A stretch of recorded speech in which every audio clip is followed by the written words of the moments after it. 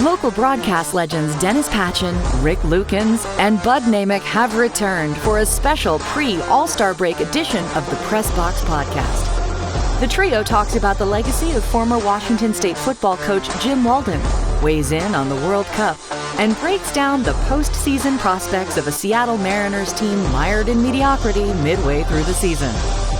Hello again, everybody, and welcome to the Spokesman-Review Press Box Podcast. My name is Dennis Patchin. I'm joined by Rick Lukens and Bud Nameck. You may have heard of us before. No. If you haven't, Google us, okay? I like that reference. Google me, man. Google me. Kurt Signetti. We are going to talk Seattle Mariners. We're at the All-Star break, and we're going to talk Seattle Mariners, but there are a couple of other things we wanted to talk about before we get there. One of them is World Cup soccer, and we're taping this on the Monday before the U.S. plays Belgium. So if you're watching this on a Tuesday or Wednesday, you already know the results. We want to talk a little bit about the tournament, but we lost one of the sports icons in the last few days in former Washington State Cougar head football coach Jim Walden, a guy that all three of us had the privilege and the honor to cover, but got to know him not only as a coach, but as a person and as a friend. Yeah, for sure. And really was part of our lives ever since we got here. Bud in 1980, Rick in 1983, me in 1984. We were there for the end. We were there for some of the upsets, the great wins, but we were also there for him being a broadcaster and just being somebody in our community. And he was 88 years of age, and, you know, as they say, you can't live forever. No. But he's probably one of those guys. I thought he would. Really? He was doing really well. I'm part of a group that we would have lunch with Jim once a month. And our next scheduled lunch was tomorrow. We're all going to go and raise a glass in his honor and tell some stories, and we'll continue to do that. But 3 weeks ago was our last lunch, and Jim was doing great. He's had some health issues over the last couple of years, but last time he was great. Everything was good, and I woke up to a text Friday morning, and I was like, "There's no way." I couldn't believe that. Yeah. And it was a respiratory issue that got him. But he was still so full of energy. Yeah, he was. I knew the name before I moved here, and I had grown up in Seattle, and I think maybe I don't remember when Jim came to 1980, 81. He came to Washington State, where he'd been there as an assistant coach and took over. But I come up here in '83, and the man was as advertised. He was gregarious. He was just fun to be around, that southern drawl. My first time I experienced him was 1983. I went to spring football practice. And Mark Rippon was I believe at the time, junior quarterback. Junior, probably that year. I thought he was a sophomore because that's when he left the team, remember? Well, the following fall, yeah. Because he was a freshman when I went with them to the Holiday Bowl, redshirt. Okay, freshman. yeah. In 81. 81, okay. So sophomore quarterback. But he had messed up a play. It was, they ran the option, and Mark was running an option. And the rump turn option. And he was, and which meant Mark had to run, which was never a good thing. And Jim blew his whistle and just frickin' lit into him. Throw the blanking ball. What do I got to do to get you to throw the blanking ball? And I was like, oh, my God. And I got to interview this guy in a few minutes, Comes over and he's just, how you doing? Yeah, just the best guy. Just the best guy. And he was the best interview. He'd say, what do you know about this week's opponent? He goes, well, I know they've had a lot of turnovers, which always makes you want to throw up. Just stuff like that. He does not get enough credit, in my opinion, for all the things that he changed. One of the things that he said we're not doing anymore is we're not playing the Apple Cup in Spokane. Okay? Got them to play it in Pullman. Brought the Apple Cup back to Pullman. Then he was also part of we're not playing any more games in Spokane. Yeah. Apple Cup, no games. We're on campus. It's a home game. We're playing at home. And then the run he had where, in a 4-year span, they beat the Huskies 3 times where they were underdogs, twice knocking them out of the Rose Bowl. I mean, he was an amazing human being. And if you talk to some of these guys that played for him, even now, if Coach told them to run through a brick wall, they would run through a brick wall. That is the impact that he had on his players. Well, and Greg Wood asked me about this when he was writing his article about Jim and talking about him in terms of his relationship with his players. And I said, yeah, he was. They'll tell you he was hard on them, but he was fair. And when it was time to praise him, he'd praise him as well. But the thing that was unique about Jim, and this really came out a lot in our lunches, just talking with him, he was so proud of, obviously, Mark Rippon being a Super Bowl MVP, Keith Millard, what he did, all the guys who went on into the NFL. But he was so proud of people who didn't do that, Charlie Flager, who became an insurance guy, done very well here in Spokane. Cedric Brown, who came from Compton to Pullman and is now a pastor. He played with the Eagles for a short while. He's a pastor outside of Philadelphia now. Jim was just so proud of those guys, what they did off the field after their careers were over, as he was his guys who did well in the NFL. He's truly a guy that if you went and played for him, you became a better human being, okay? You became a better football player because that's what you were there, but you became a better human being, and he cared about you. I just remember you get a call from him every now and then. He goes, "Hey, boy, what's up?" Yeah. That was the opening line. Yeah. Hey, boy, what's up? Fitz was known for, hey, happy Easter. Yeah, happy Easter. Whatever holiday was coming up. But Walden was, hey, boy, what's up? He also was the guy who kind of shamed Cougar fans, 80 miles ain't that far to drive. Yeah. And he said that in his exit press conference as he headed to Iowa State, and which indicated that was a huge part of the reason that he was moving on. Because, Iowa State, okay, Big 8 conference at the time, but you could call it a lateral move. But it was definitely a lateral move. Yeah, he wanted to go where you were getting support for the program, and he was tired of it, and he said it time after time after time. Well, you guys normally were the guys who went down and covered practice, and I was at the station had to anchor, but for some reason, before the Apple Cup, his last year, I went down and covered him. The weather was horrible, so they practiced in the field house, which was not the greatest thing in the world. But when I get there and I'm walking around, and then Walden comes up and he goes, "Hey, boy," and then he goes, "Come here." I followed him around for 45 minutes, just weaving around the drills in the field house. I didn't say a word. And I knew, okay, this is his last game as a Cougar coach. He was just unloading his frustration and concern. He felt he had to win football games, number one, but he also felt he had to put butts in seats. And he didn't think he was winning enough games because they were in a losing streak at that time. And he also didn't think he was attracting enough fans. And I don't think he felt as appreciated because he didn't accomplish those things. I think that's why he left Washington State, and he probably wouldn't have told you this, but I feel that he just felt he wasn't appreciated. He wanted to go somewhere where he was wanted. And the other thing he did at the end is, remember, the Cougars had 3 different head coaches in 3 years before Jim got the job, and he stabilized things. Yeah, his coaching staff was stable. The players were stable. And, and if you're living now, the modern era of guys leaving, that didn't happen then. You went to Washington State, you redshirted, you played 5 years unless you were an exceptional athlete, and you played 4. But he did all kinds of things that I don't think he gets enough credit for. He was one of a kind. His last, before his last Apple Cup win, they won over in Seattle. He came to the luncheon up here in Spokane, and he once again had enough of the Cougar fan malaise.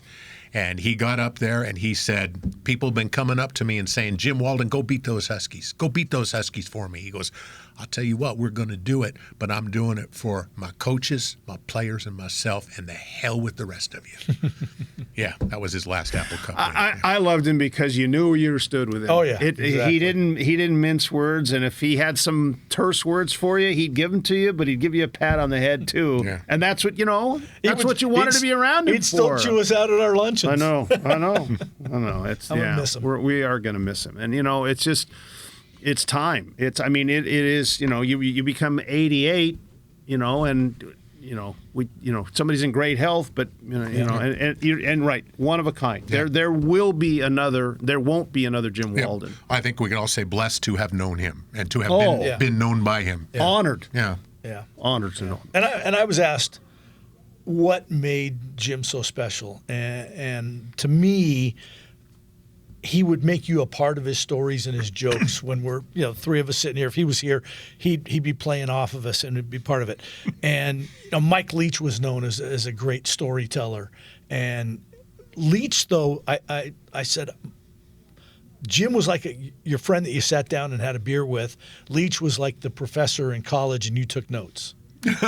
Yes. Yeah. Well, now I was going to shut up about this, but that brings up a scenario where we're sitting on the field after practice, and the players have gone, and I'm there with. I may have been Dennis, or maybe I had a photographer with me that day. Rod Commons, the sports information director, was there. Jim was there, and maybe one assistant coach. And we were actually sitting on the field at Martin Stadium, and we were just chatting about things. It was a fun conversation on a very nice day.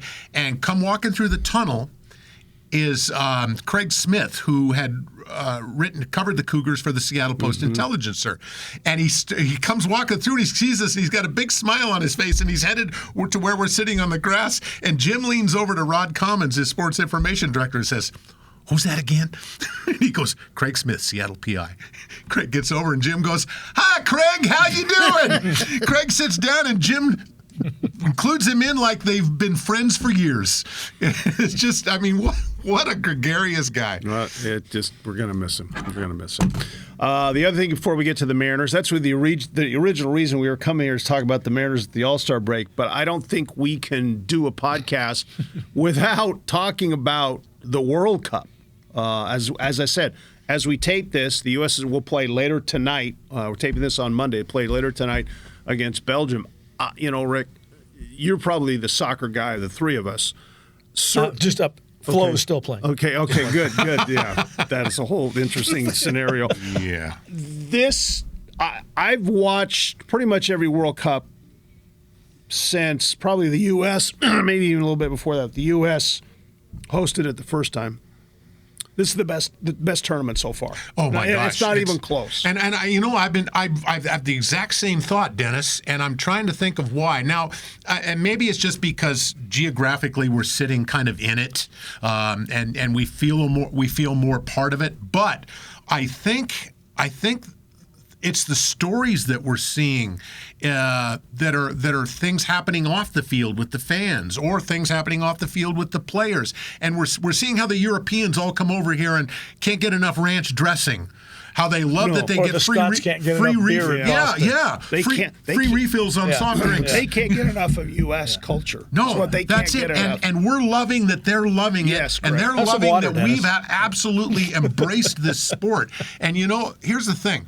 And Dennis knows, and Bud knows a little bit, but I've gone on a couple of rants on radio about this whole soccer is stupid rant that people go on. And my mantra has always been and will continue to be, I don't give a damn if you like soccer or not. I don't need you to like soccer. What I need you to do is stop with what you think are cute little jokes about how boring soccer is, about how stupid soccer is. And I'm getting way less of that now. All of those people are all of a sudden soccer experts for some reason during this World Cup.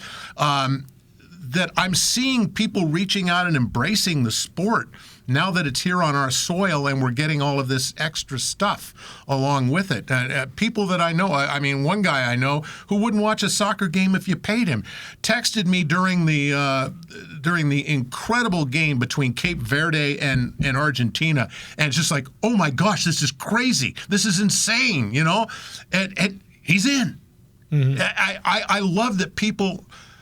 That's what makes it great. To what Dennis was saying is that people are in on it. They really are. I think the other thing is, and we're not getting this, is the soccer snob, the American soccer snob fan, who if you're trying to understand the game and that person, you say something and they go, well, you just don't understand the game. Yeah. Okay, I haven't seen any of that. It's we're enjoying the game. And there are some things with the Fox broadcast that I'm not very happy with, but there's a surprise. Dennis isn't happy with the broadcast. Well, no, I'm not happy with. No, I'm not going to get into it. I think the pictures they've done, 99% have been very entertaining. The matches have been unbelievable. The story, as Rick said, the storylines have been great. And everybody thought it was going to be watered down with the extra teams here.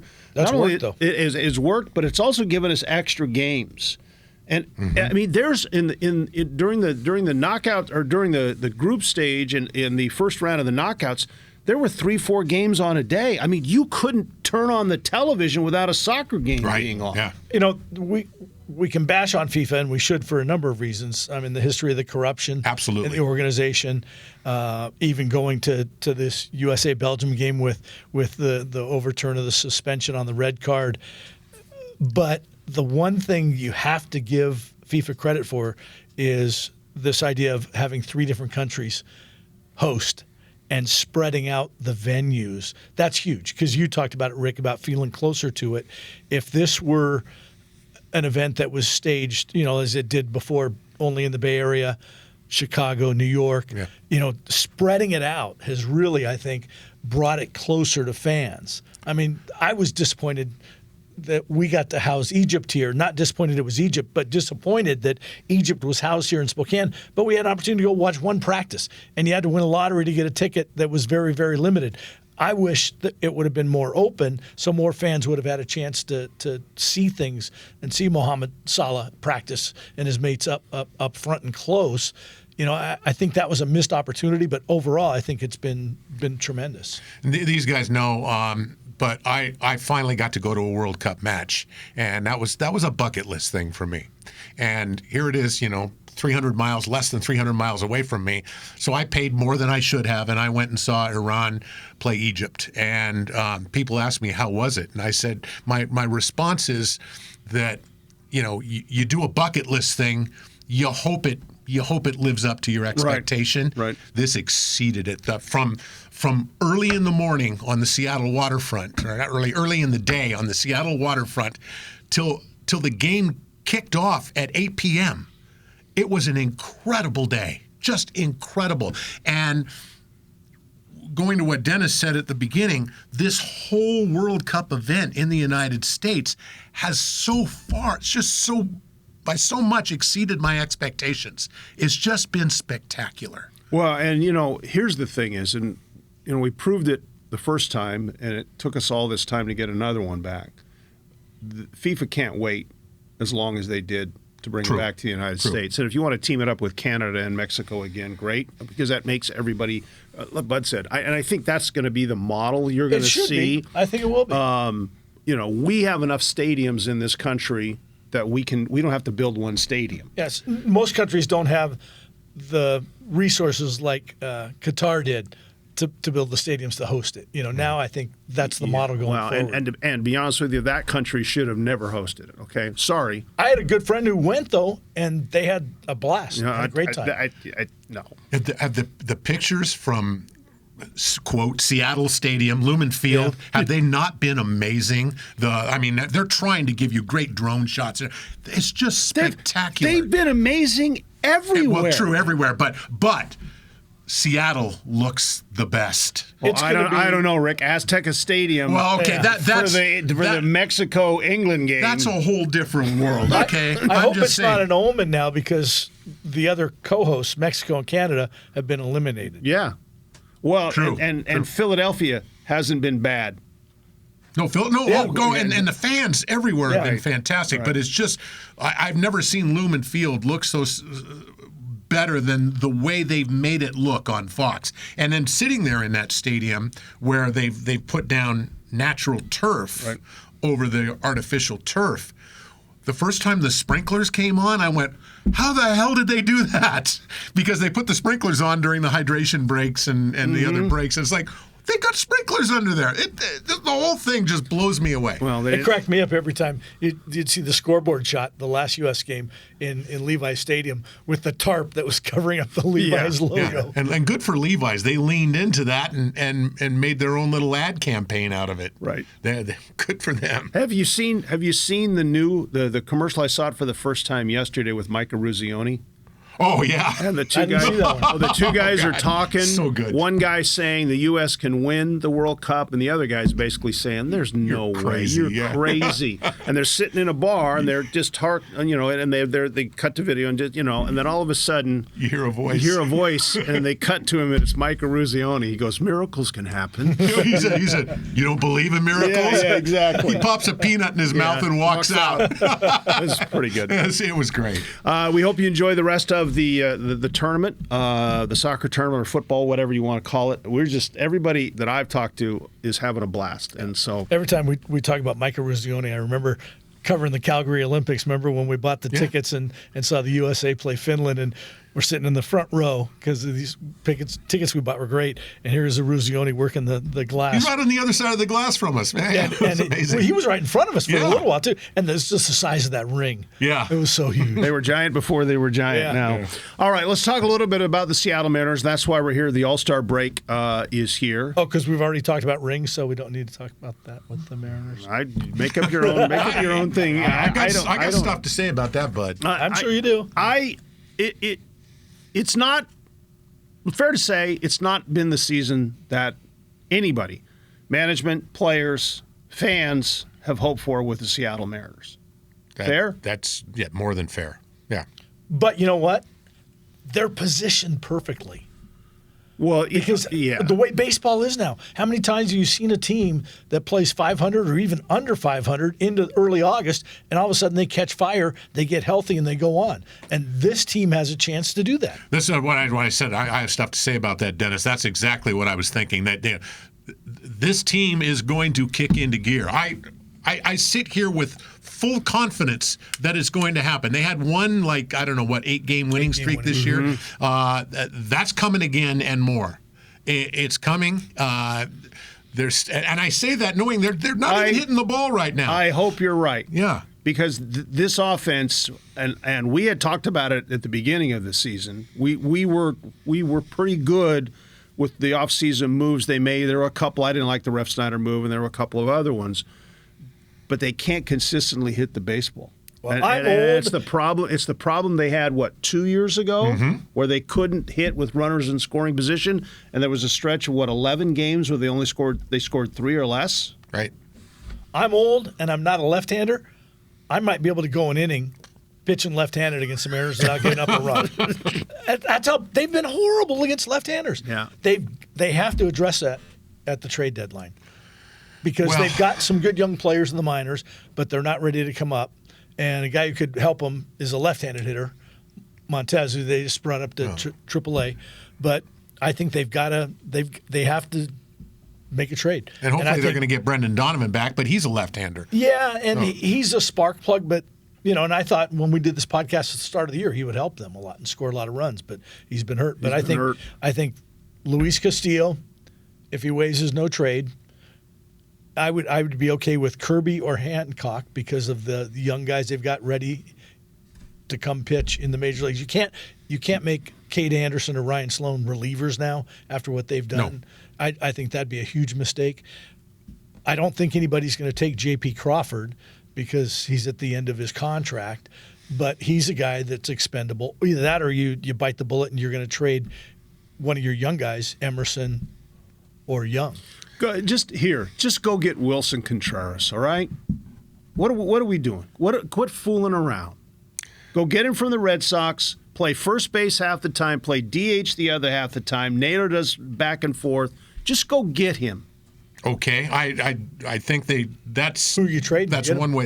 You know what? Here's the thing: are we worried about what's going to happen in 5 years? No. I mean, you're not trading Cade Anderson. They have a window right now. You're not trading Cade Anderson. Yeah. You're probably not going to trade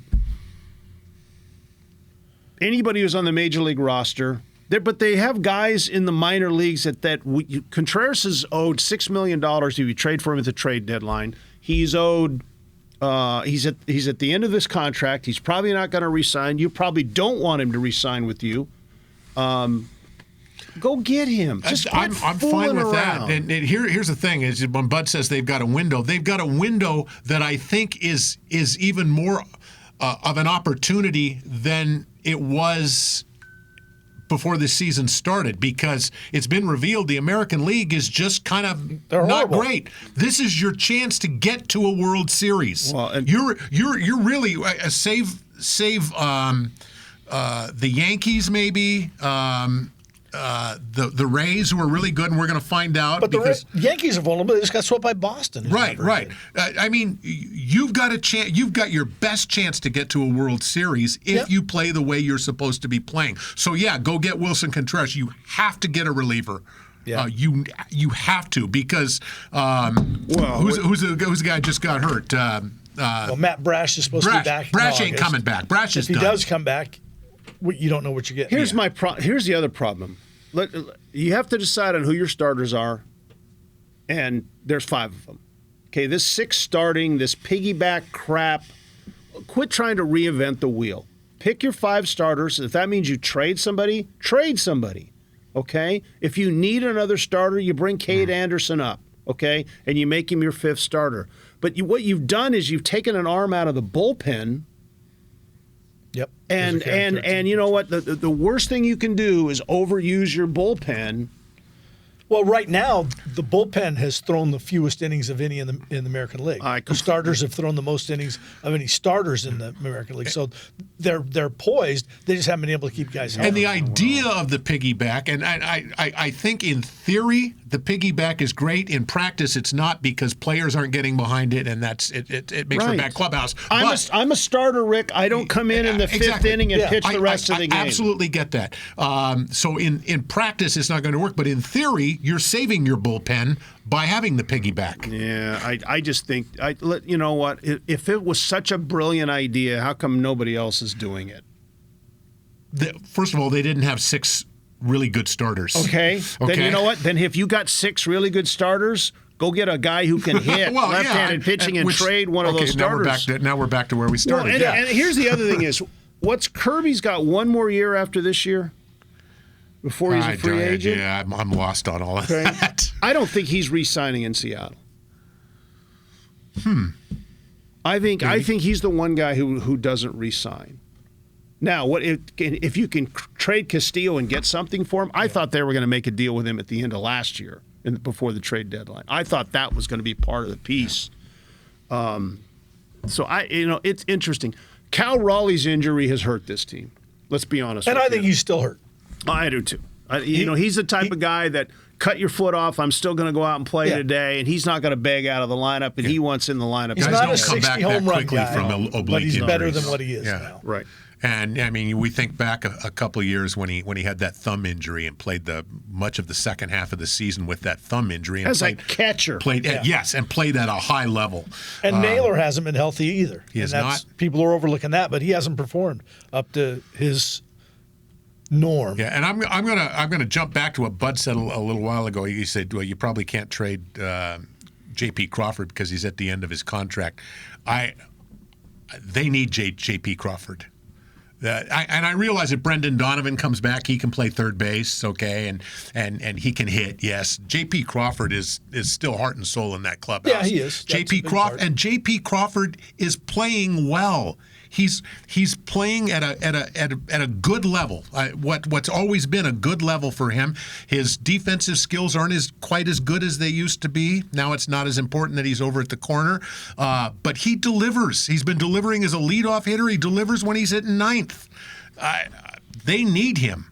Do not trade J.P. Crawford. Another guy they're talking about is Taylor Ward of Baltimore. Yeah, that he can come in as a right-hand hitter and help out and could hit leadoff. And that's a possibility. He'd be a rental, but they need something. Yeah, Ref Snyder has no doubles.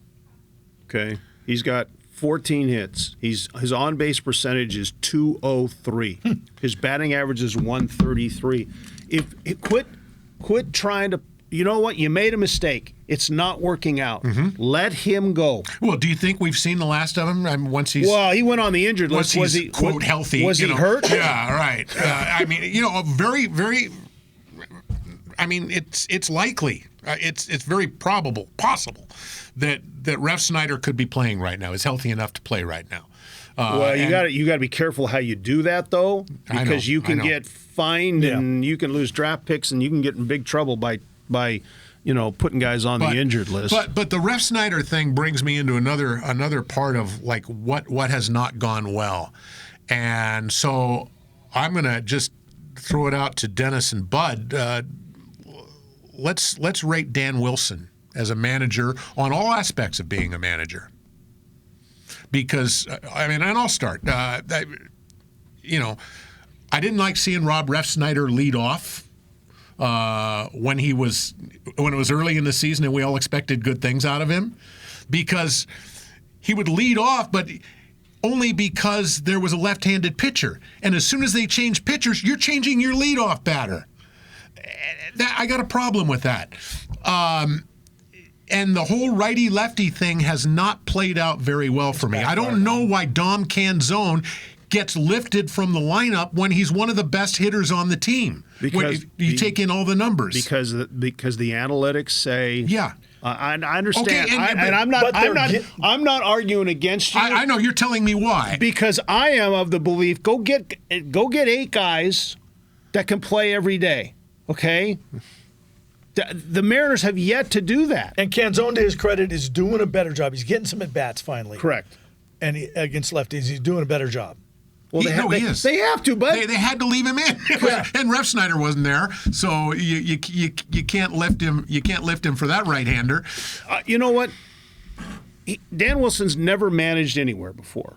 Yeah. Okay, so you would expect him to make mistakes. Okay. And he has. He has. I would not expect a catcher to make mistakes with a pitching staff. And I think at times he's brought in guys out of the bullpen. And the new thinking in baseball is now you don't have a 9th inning guy, you don't have an 8th inning guy, you don't have a 7th inning guy.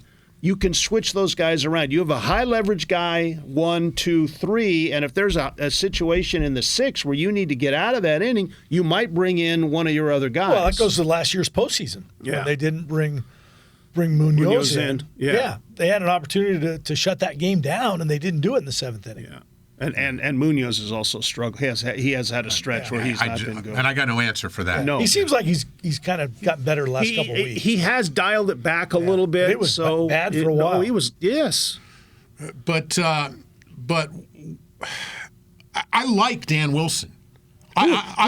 Who doesn't? No. I mean, I loved him when he was a player. Yeah. He was the player rep for the Mariners during work stoppages. Yes. He was always available. He was such a great teammate and very good catcher. And I don't want to see him replaced as manager. I just want to see him get away from who apparently is his god of baseball, his mentor, Lou Piniella. I want to see him get away from that. This is a different era of baseball. And the righty-lefty thing has its place, but it is not.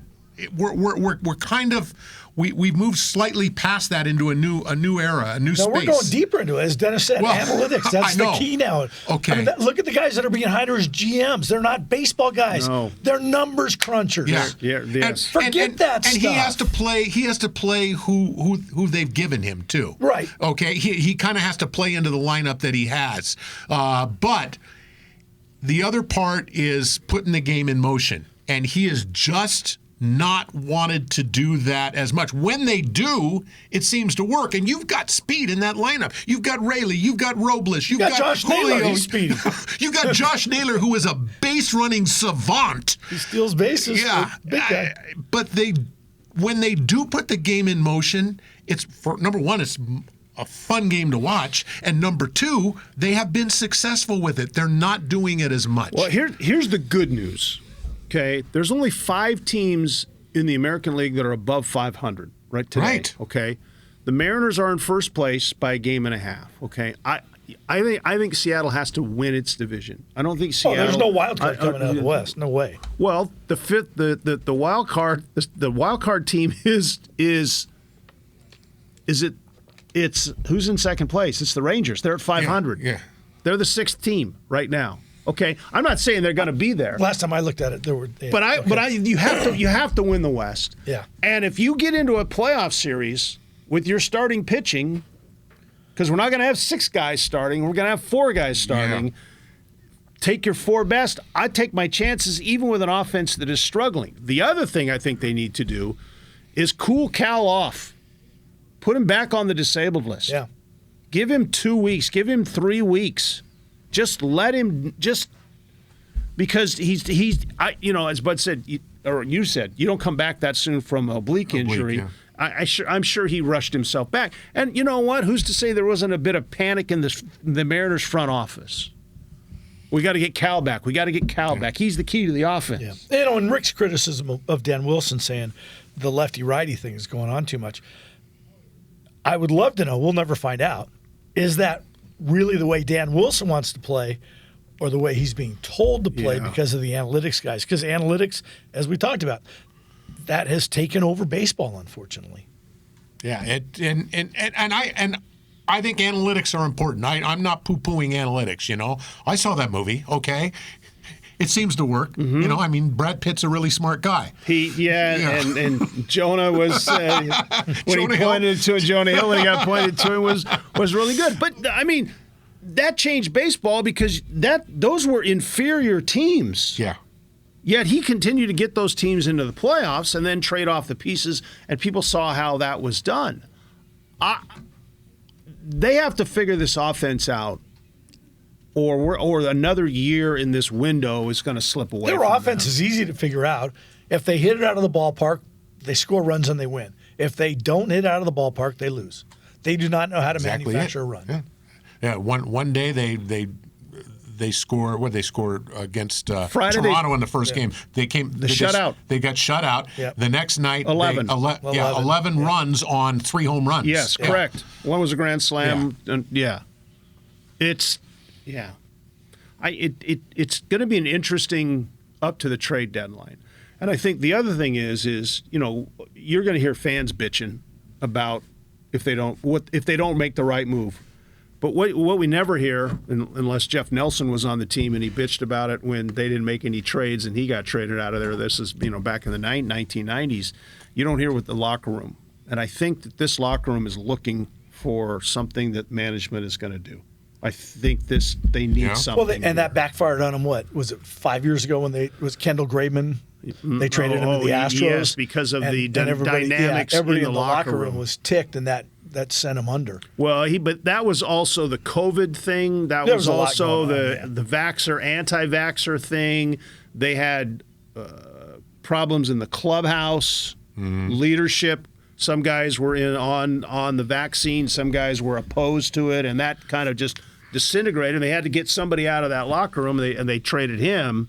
Didn't help him. They traded him across the locker rooms to the.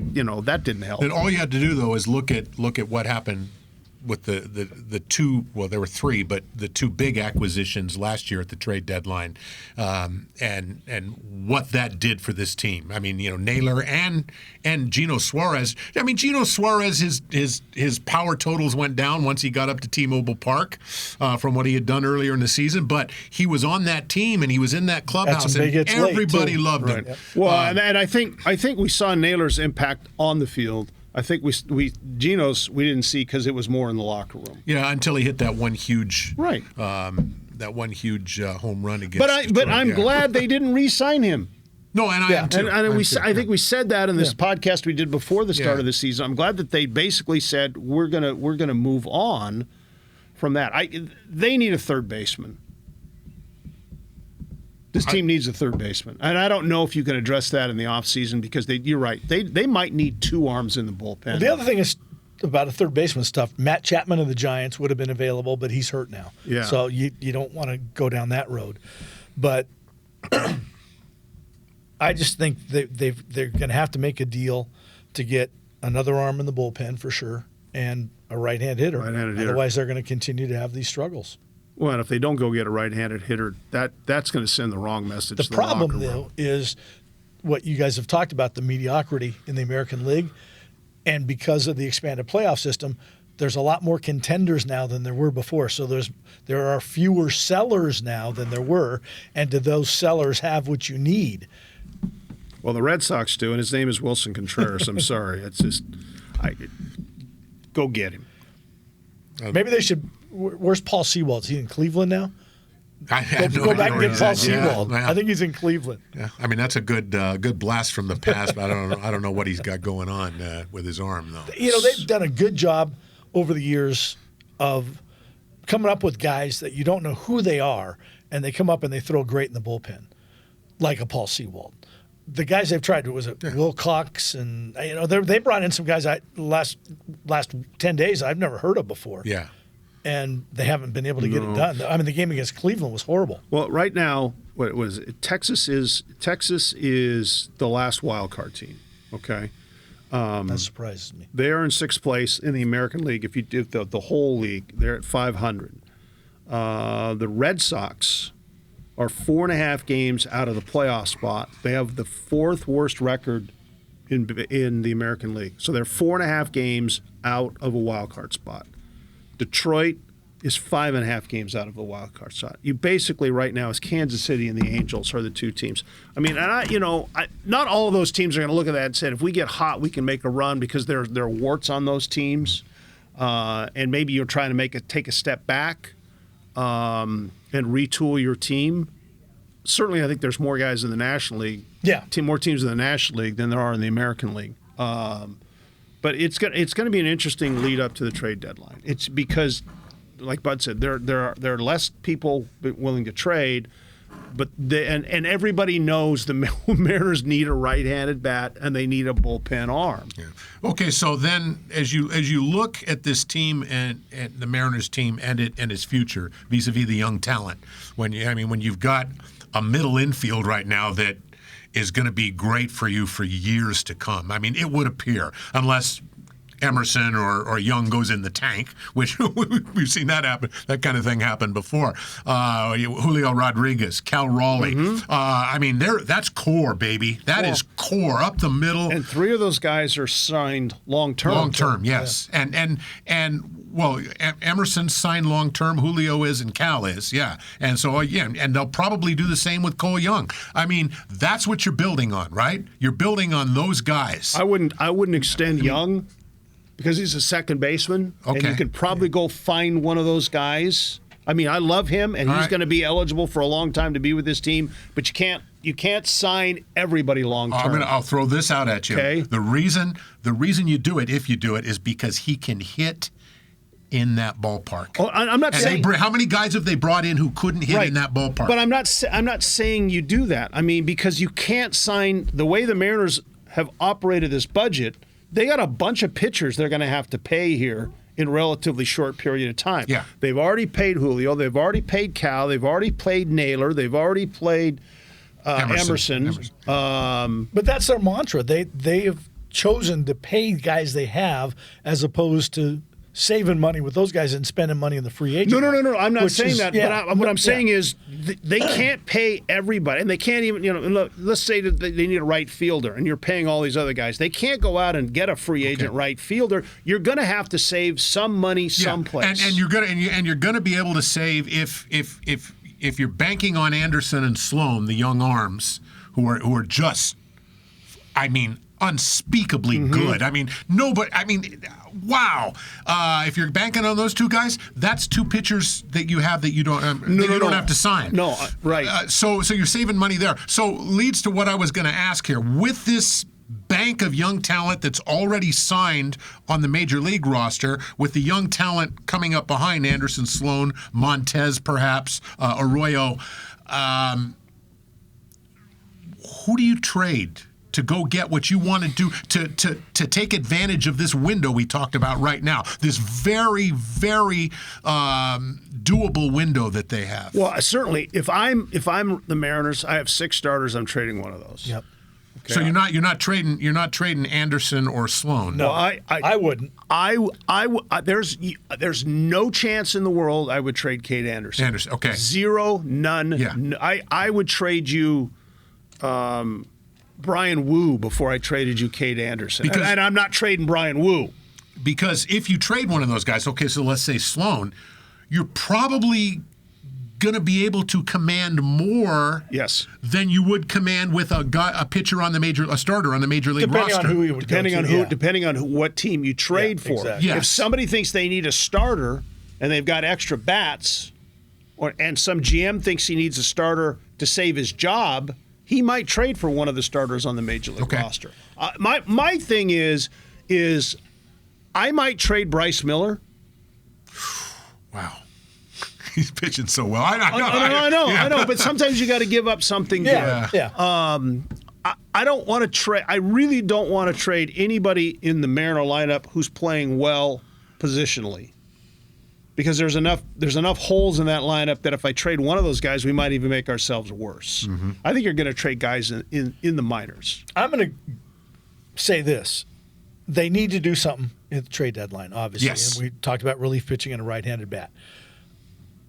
Even if they do that, they need to get more production out of Cal Raleigh if they can get him healthy, out of Julio, who had a good May, not a good June. No. And Naylor. Those are three guys that and Rosarena's having a great year. Good for him. But they need their big three to give them more than they've given them at this stage. I don't think they can win without that. No, I think it's more on Julio and Naylor right now because we just don't know Right, the we injury don't know to Cal. Yeah. I mean, but Cal's a valuable asset to this team if he can just catch. Mentally, he gives them a huge boost if he can participate. Yeah. I mean, they talked about yesterday, he squared it up and hit a line drive. Even though it was an out, they were so excited with the contact he made and the velocity of the ball leaving the bat. So, maybe he can come around. But if he can give you just a little bit more, not even the Cal of 2 years ago, that helps. Nobody's asking him to finish the last half of the season by hitting 30 home runs or whatever the ratio is to have 60. Just get him back in the lineup to be a productive hitter and bring his defense. That will help this team. The one thing he's done that he's shown where he's still a challenge at the plate is that he's drawing walks, and that's a testament to him. Most guys like him they want to hit the ball. Right. They want to square it up, and they want that ball to land in the outfield. And he's happy to take a walk. But he did that before he had his big home run. He was a guy. He was a guy who had a really good eye. Well, sometimes he had a really good eye, but he was walking more than most guys do with that kind of power in his situation. Yeah. So, I mean, it's a case in point. Julio. Julio gets frustrated because guys are pitching around a little bit. He starts chasing pitches out of the zone. Right. And if he's patient and waits for pitches to come into the zone, into his wheelhouse when he's got the count in his favor, he's an unbelievable hitter. But he's not disciplined enough to do that on a regular basis. Well, and pitchers know that, right. So they take advantage of it. And that's part of the problem in the modern game is if I know you're a free swinger and not willing to take a walk, then I'm going to throw pitches that are out of the zone. And remember the pitches they throw to Manny Sanguillen? Oh, above his head. Above his head or at his toes, he'd still hit him. He was swinging a 2x4. That was just a humongous bat. For those of you who don't know, Manny Sanguillen was a catcher for the Pirates. In the 70s. He swung and 80s. at everything. Yeah, he did. His strike zone was from the top of his head to his shoelaces. So smiling all the time. Yep. I think Mariner fans are hoping this team does something, but I think there's a section of Mariner fans that are still waiting for the other shoe to drop. That's to be honest with you, human nature. Because your team has never made it to the World Series. Something has always jumped up and bit you on the way to that game. They get under my skin, Dennis. I know I'm here to admit it. You're talking about the fans. The pessimistic fans. Yeah. The Jerry DiPoto is an idiot fans. I had one guy that I took out after. He said DiPoto was an idiot because he brought up Connor Joe instead of promoting Lazaro Montez. okay? And I said, Jerry DiPoto's an idiot? You mean the guy who built the team that you were cheering for within one game of the World Series, 2 innings of the World Series not a year ago? That Jerry DiPoto? And he mentioned something about me drinking Kool-Aid. I mean, come on, man. Connor Joe's there because he plays once a week. Well, okay, you don't bring up a guy from the minors. That guy's an idiot who did that because you don't bring up a guy. If you're going to bring him up to Seattle, he's going to pitch. He's going to play every day. Right. Just like if you brought Cade Anderson up to pitch, he's in the starting rotation. Yes. Well, they don't have enough spot. They got 6 guys right now. Yeah, so those woe is me fans, those pessimistic bashers, I've frickin' had it with them. So I'm here to tell you all, just keep it away from me, man. And I know what I'm doing is I'm painting a target on myself. Okay, I know I am. I don't get on Facebook very often, but it seems like every time I do, there's a Lukens rant on there about something that Mariner fans have said. Man, just go with it, And Jerry DiPoto has done a wonderful job in rebuilding this team from the teardown. Try to do what you've done during soccer. Try, not you. I'm the collective. I don't enjoy it. Enjoy it for the moment. I don't care if you're mad at the Mariners. Okay, but the majority of the fans in Seattle are enjoying it. They're drawing tremendous crowds. Yeah. They really are. And despite this team struggling, if they stay in the hunt and stay a game and a half ahead of Texas, they will draw very well the rest of the season. And you look at that's not the problem. They need to win on the road. They're 20 and 24 on the road, I think, and 27 and 20 at home. And they were much better on the road last year. Yeah, they were a good road team last year. They got to figure that out. Well, Brian Woo's got to figure it out. They hit the ball night better. And day. Right? He is so good at home, and on the road, he's just horrible. But last year, it's like one inning. Didn't matter where he was last year. He was their best pitcher last year. He was. Yep.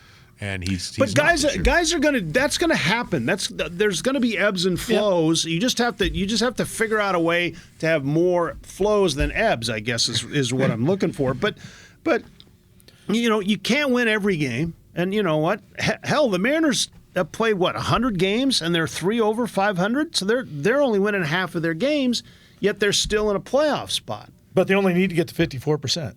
Jerry DiPoto said, so that's going to do it. You had to bring that up, okay. Yeah. And to bring it full circle, the USMT has flow tonight, so that's good. So far, Belgium is...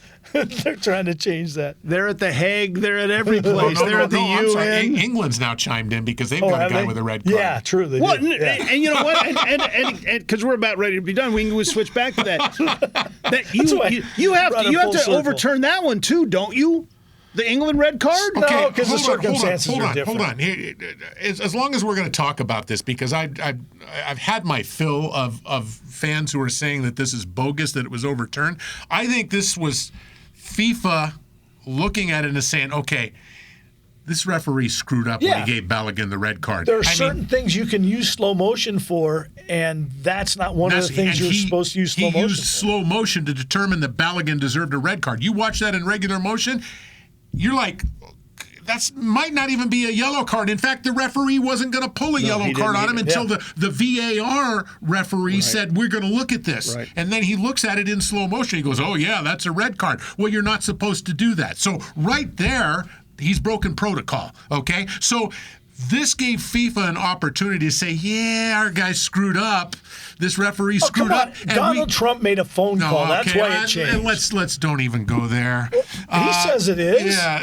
So wait a minute. So they said we screwed up, and FIFA had an opportunity to say, okay, so here's what we're going to do. We're not going to suspend the red card.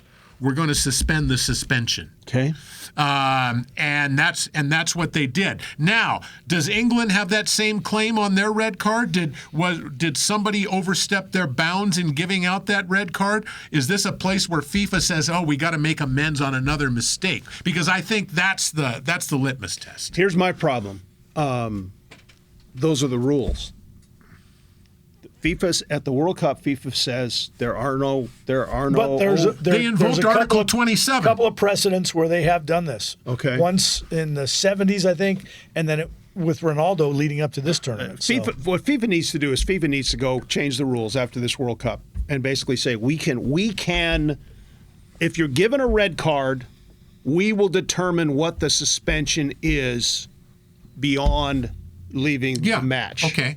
And so that's what the National Hockey League does on a match penalty. It's a suspension.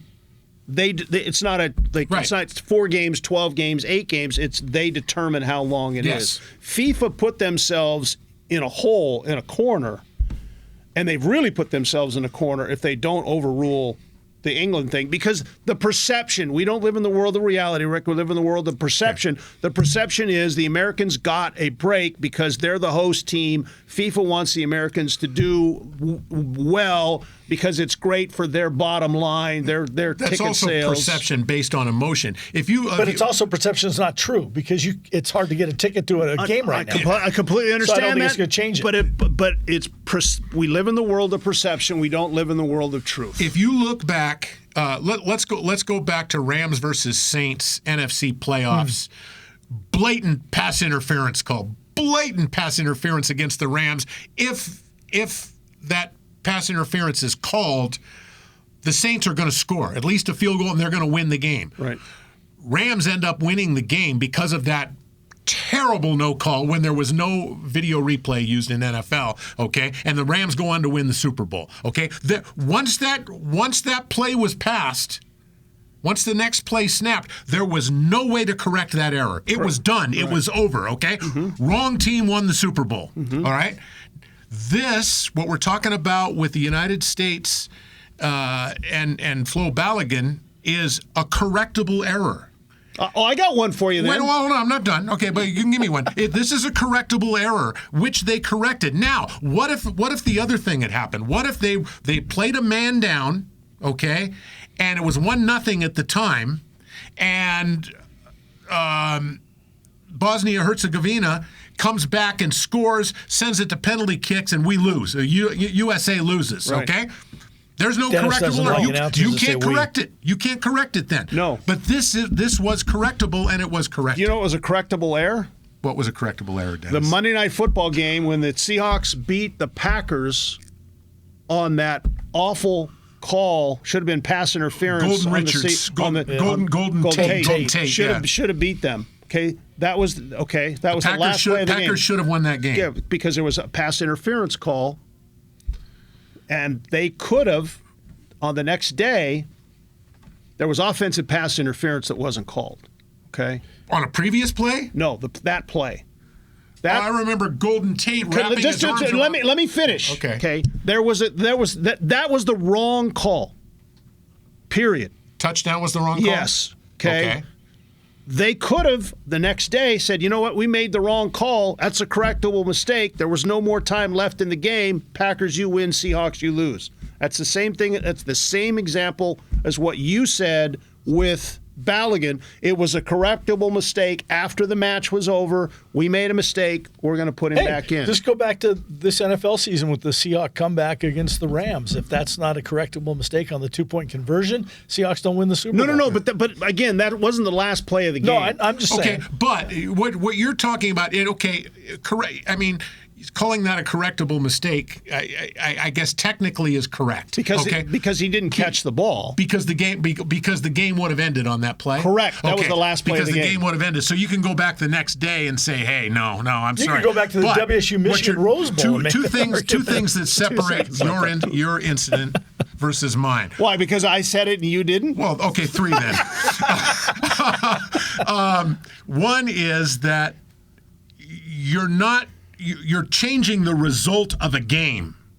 And with the soccer incident, you're not changing the result of a game. With the Seahawk incident, you would be changing the result of a game. Okay. The other thing is that you have another level of conversation there, which involved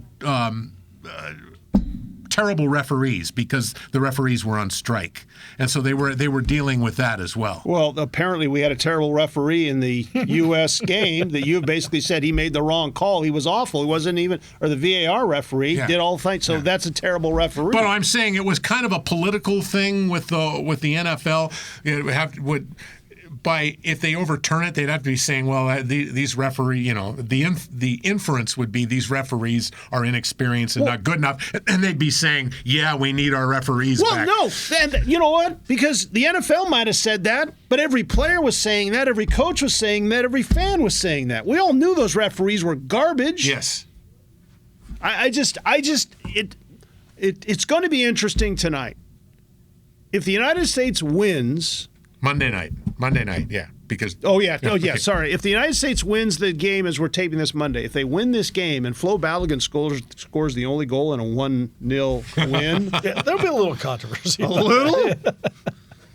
Norway was chiming in. Other people were chiming in. Has Switzerland stayed on the sideline so far? No, they're in the middle. They're in the middle. They're good. They're okay. They haven't said anything yet. I don't know.